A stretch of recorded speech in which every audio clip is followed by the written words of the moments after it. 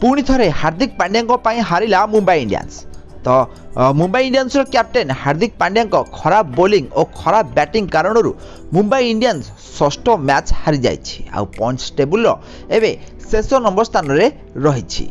6टी match खेली Mumbai Indians मात्र 4 point सहित 8 नंबर स्थान में रही।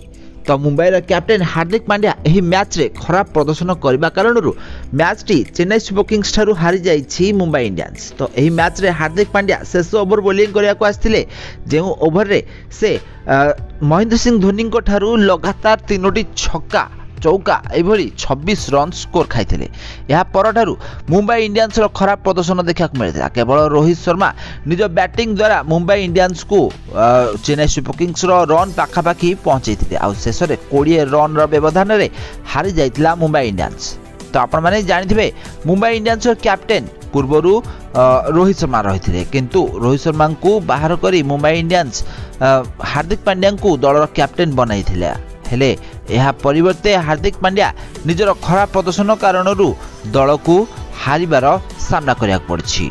ताले हार्दिक पांड्या शेष ओवर में बोलिंग करथिले आउ एही शेष ओवर रे 26 रन स्कोर मारिथिले महेंद्र सिंह धोनी जोंतरे चौका छक्का शामिल रहिथिला। महेंद्र सिंह धोनी मात्र 4टी बॉल खेली 20 रन स्कोर करथिले आउ एही 20 रन रे ही हारी जाइथिला मुंबई इंडियंस। तो रोहित शर्मा निज तरफरु बहुत सारा परिश्रम करथिले निज दल को जितेया पई। रोहित शर्मा शतक भी मध्य हासिल करथिले 63 बॉल रु शतक रन 105 रन स्कोर करी रोहित शर्मा नॉट आउट रही। दुर्भाग्यवशतः मुंबई इंडियंस यही मैच को जीति पार नथिला।